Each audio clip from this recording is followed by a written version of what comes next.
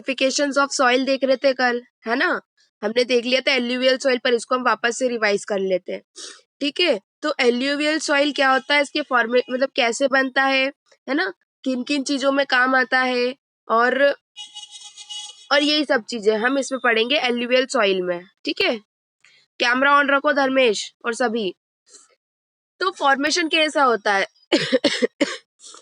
तो इसमें सबसे बड़ा रोल जो होता है वो हिमालय रिवर्स का होता है। तो कैसे होता है? वो जो रिवर्स होती है वो हिमालय से जो भी रिवर्स है वो हिमालय से जो अगर ओरिजिनेट हो रही है, तो वो नीचे आते समय क्या करेगी, कुछ सैंड अपने साथ में क्या करेगी, लेती हुई आएगी, है ना?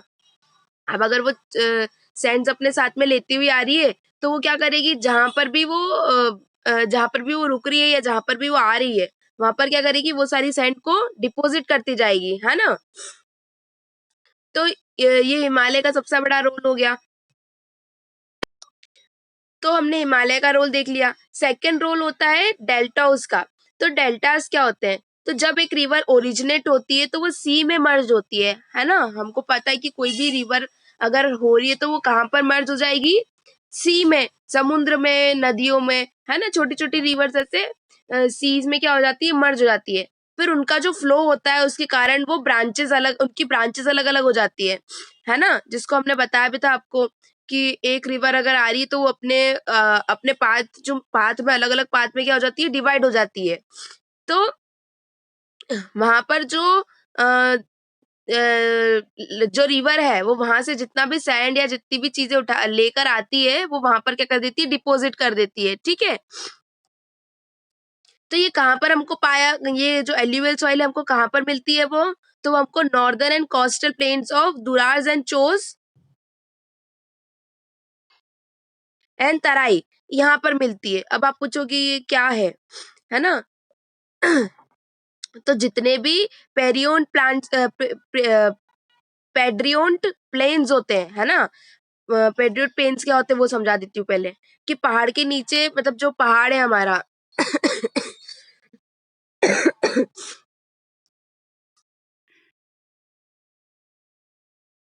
ये हमारा पहाड़ है, ठीक है? अब यहाँ से जितनी भी चीजें आएगी वो कहाँ पर जमेगी, यहाँ डिपॉजिट होगी इसके यहाँ पर।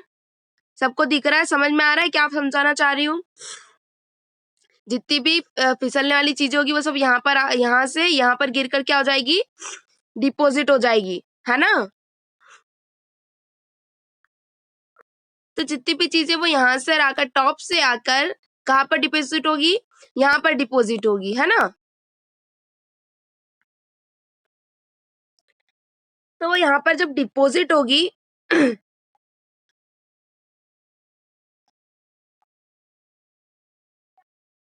तो यहाँ पर जब वो डिपॉजिट हो जाएगी तो वो स्पेस कैसी हो जाएगी, वो स्पेस हो जाएगी फर्टाइल स्पेस हो जाएगी, है ना? कैसी स्पेस हो जाएगी? फर्टाइल। अब आपने बोला था, हमने आपको समझाया था कि भैया ये दुआर्स, चोज एंड तराई क्या है ना? हमने जब ये पढ़ा तब हमको पता चला कि यहाँ पर इन जगह पर पाई जाती है। तो ये चीज क्या है, दुआर्स, चोज, तराई? तो ये जहां जहां पर पाई जाती है, मतलब जहां जहां पर पेडियोट प्लेन्स होते हैं, वहां वहां को इन लोगों ने डिवाइड करके बताया है। जैसे चोज का बताया, तो चोज जो है वो पंजाब वाले पेट्रोएटिक प्लेन्स को बोला जाता है, ठीक है? तराई किसको बोला जाता है? यूपी वाले पेट्रोएट प्लेन्स को। और दुआर्स किसको बोला जाता है? आसाम वाले पेट्रोएट प्लेन्स को, है ना? पेट्रोएट प्लेन समझ में आया? वो पहाड़ जो उनके पैर पर, मतलब उनके नीचे जितना भी फिसल के जो भी आता है, फिसल के जितनी भी सैंड्स आती है वो वहां पर डिपॉजिट हो जाती है, उसको पेड्रोइड प्लेन्स बोला जाता है, ठीक है? फिर आपको बताया गया है कि इसमें दो टाइप्स के मतलब इसको क्लासिफिकेशन किया एल्यूवियल सॉइल को, टू टाइप्स में। कौन कौन से में? खादर और भांगर, है ना? तो इनको बेसिकली एज के बेसिस पे इनको डिवाइड किया हुआ है, किसको? एल्यूवियल सॉइल को, है ना? तो एल्यूवियल सॉइल को दो पार्ट्स में कैसे डिवाइड किया वो देखते हैं। तो आपको नाम तो आपको वो वर्ड से क्या समझ में आ रहा होगा? खादर और भांगर। भांगर से समझ में आ रहा होगा कि जो भी भंगार चीजें होती है, मतलब जो पुरानी चीजें होती है ना? तो हम इसको ऐसे रिलेट कर सकते हैं। तो जितने जो पुराना सॉइल होता है उसको भागर बोला जाता है ना? और जो नया सॉइल जो होता है, मतलब जो खाद वाला सॉइल होता है खेतों में जो मिलता है, उसको हम क्या बोलते हैं? उसको हम खादर बोलते हैं, ठीक है। तो रिवर अपने कोर्स को चेंज करती रहती है ना। अगर हम मिलियंस ऑफ ईयर पहले देखेंगे तो शायद हो सकता है कि उसका पाथ कुछ और हो, बट आज कुछ और हो गया हो, है ना। जैसे मैं बताती हूँ आप लोगों को, जैसे पहले रिवर्स जो है वो ऐसी बहती होंगी। अरे, पहले रिवर्स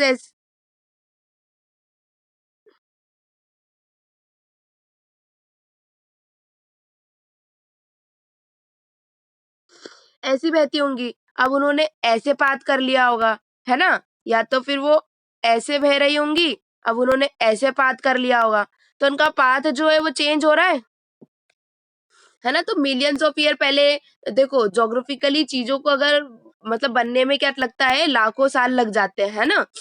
तो जैसे ही आज 1 मिलियन ईयर पहले गंगा रिवर अगर मैंने जैसे डायरेक्शंस बताया वैसे बह रही होगी, तो उन्होंने क्या करा होगा, उनके कोर्स को चेंज कर लिया होगा अब तो, है ना।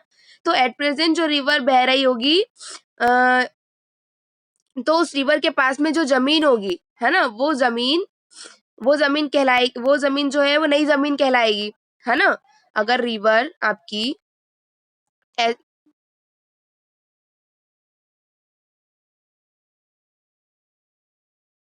अगर रिवर आपकी ऐसे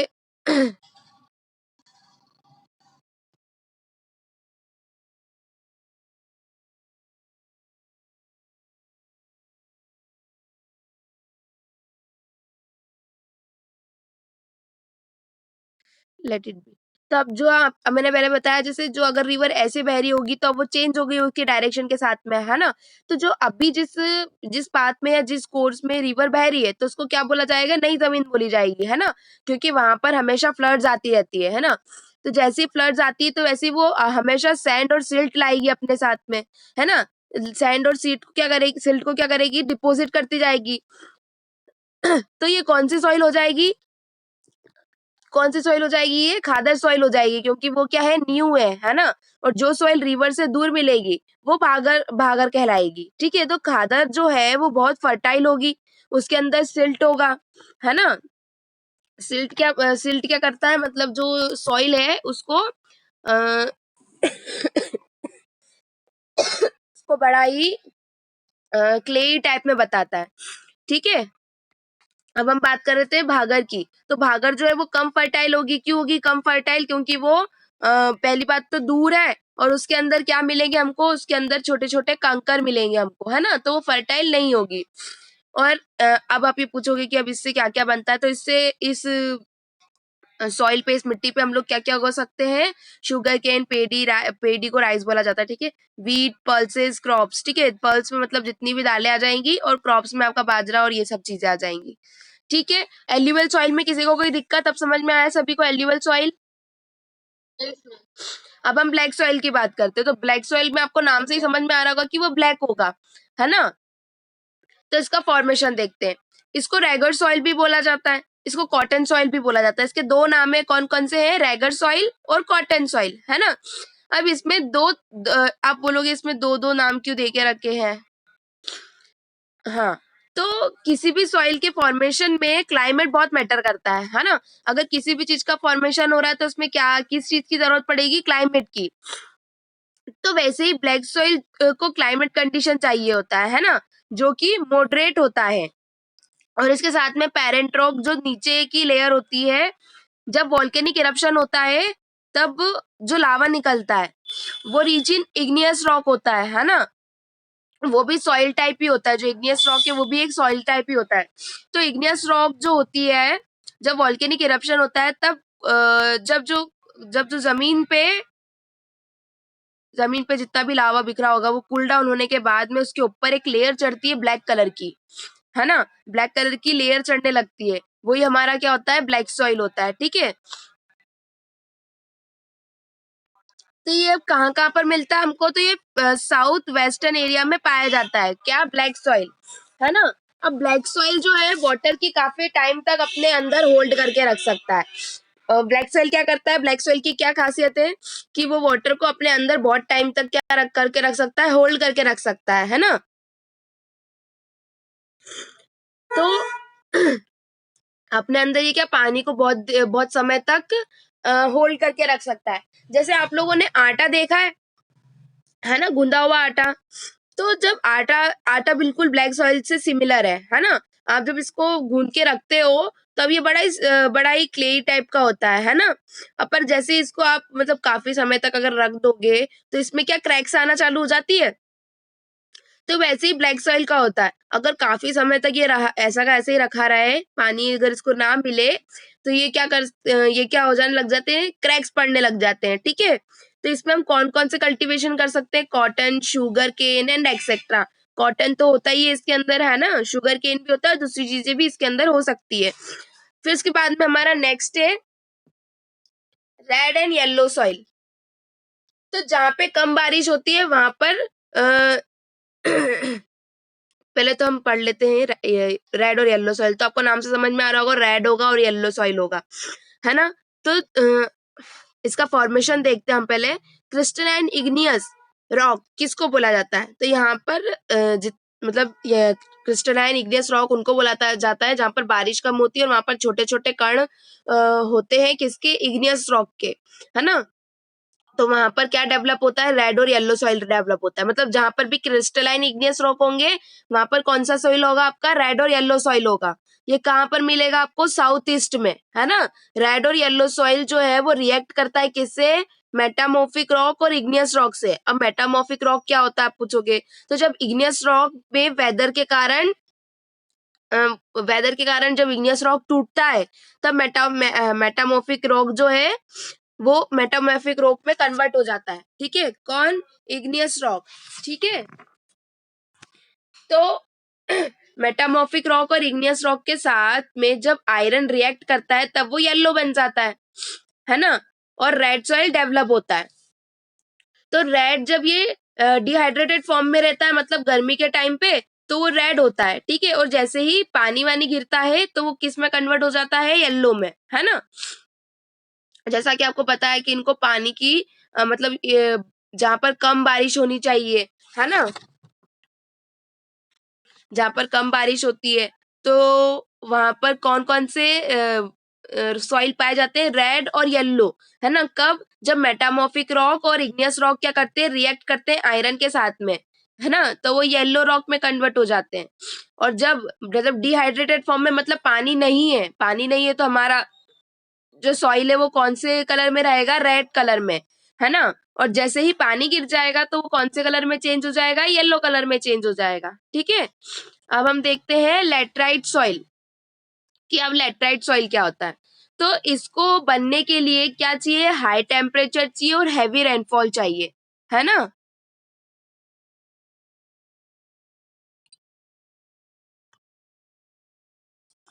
इसको हाई टेम्परेचर और हेवी रेनफॉल के कारण ये फॉर्म होता है। ठीक है, कुछ एरियाज हमारे यहाँ पर ऐसे भी है जहाँ पर हेवी रेनफॉल होती है और उसके साथ में हाई टेम्परेचर भी होता है, तो उस एरिया में लेटराइट सॉइल मिलता है।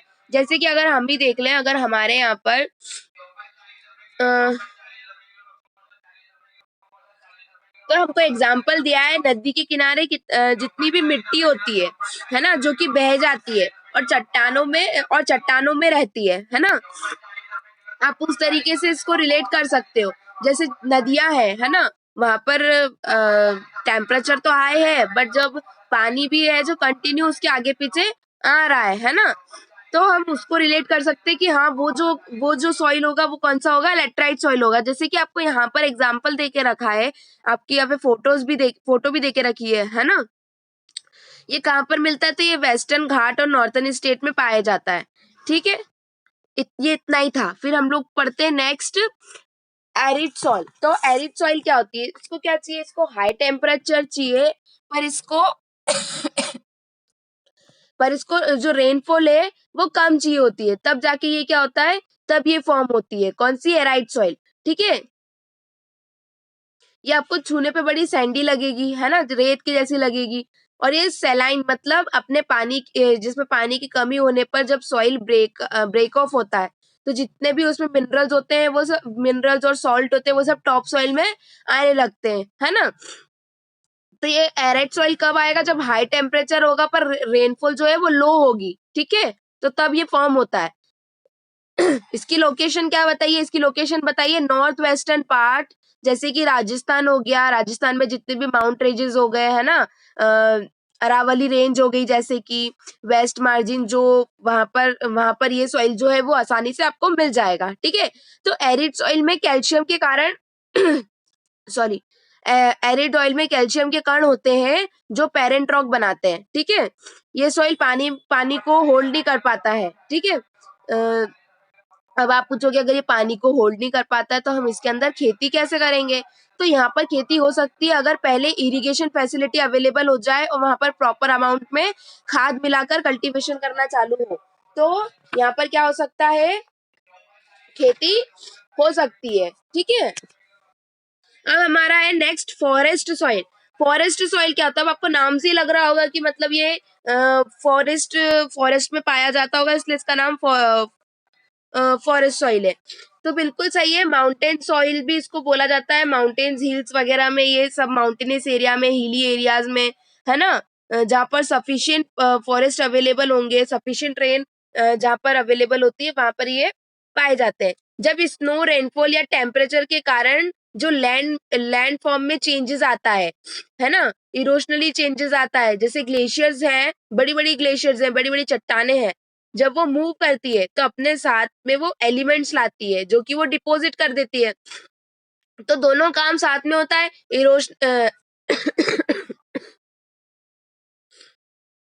तो दोनों काम साथ में हो रहा है, इरोशनल और डिपोशनल।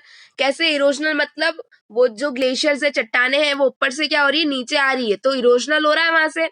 और डिपोजिशन कैसे है कि जितनी भी चीजें साथ में ला रही है वो डिपोजिट भी हो रही है, तो दोनों काम साथ में हो रहा है ना। रेन के कारण भी फॉर्मेशन होता है या टेम्परेचर के कारण भी यहाँ पर फॉर्मेशन होता है, ठीक है। तो जितने भी माउंटेनियस एरियाज है, फॉरेस्ट है, यहाँ पर ये पाई जाती है, जैसे जम्मू कश्मीर हो गया, है ना, जम्मू कश्मीर हो गया और बहुत सारी जगह हो गई, वहां पर ये पाई जाती है, ठीक है। फिर हमारा नेक्स्ट टॉपिक है soil erosion and soil conservation. तो आप लोगों ने सॉइल इरोजन तो पढ़ा ही होगा कई बार, है ना। तो एक बार हम इसकी डेफिनेशन को देख लेते हैं पहले।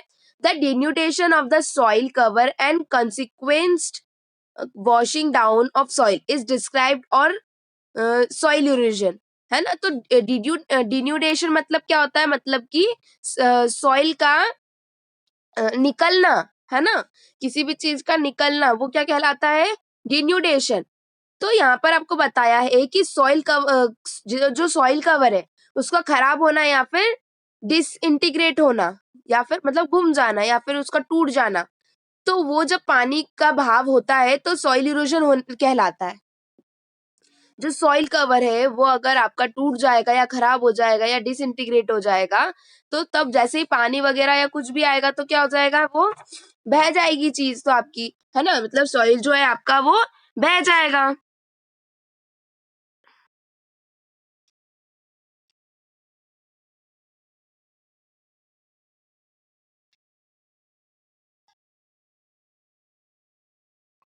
Sometimes water flows in sheet over large areas down a slope. In such cases, the topsoil is washed away. This is known as sheet erosion. आपको शीट इरोजन भी बताया गया है कि शीट इरोजन क्या होता है। तो कई बार क्या होता है, वाटर का जो फ्लो होता है ना, वो बहुत ज्यादा अमाउंट में होता है, तो जो इरोजन उस टाइम पे होता है उसको शीट इरोजन बोला जाता है, ठीक है। विंड ब्लोज लूज सॉइल और flat sloping land known as wind erosion.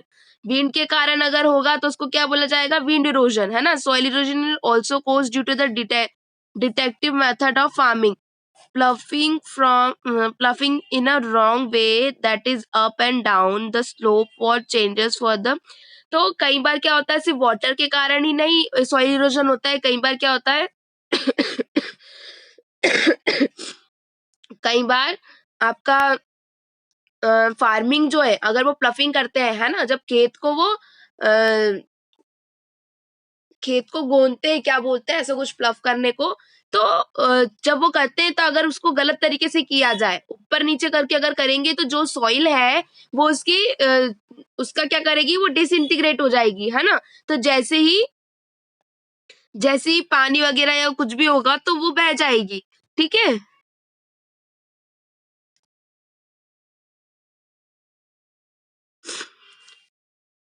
आपको कॉजेज ऑफ सॉइल इरोजन तो समझ में आ गया कि क्या होगा। फार्मिंग, अगर फार्मिंग गलत तरीके से होगी तो भी हो जाएगा, है ना। और अगर यस,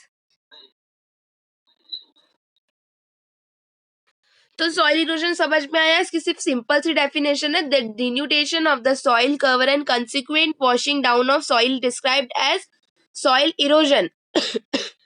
सॉइल का सॉइल सॉइल कवर अगर खराब हो जाए या डिसइंटीग्रेट हो जाए, तो जब भी पानी का बहाव आएगा तो क्या होगा, पानी के बहाव से सॉइल जो है वो इरोज हो जाएगी, मतलब निकल जाएगी या बह जाएगी, है ना। उसको हमने सॉइल इरोजन बोला है, ठीक है। तो सॉइल कंजर्वेशन, सॉइल कंजर्व कैसे की जा सकती है।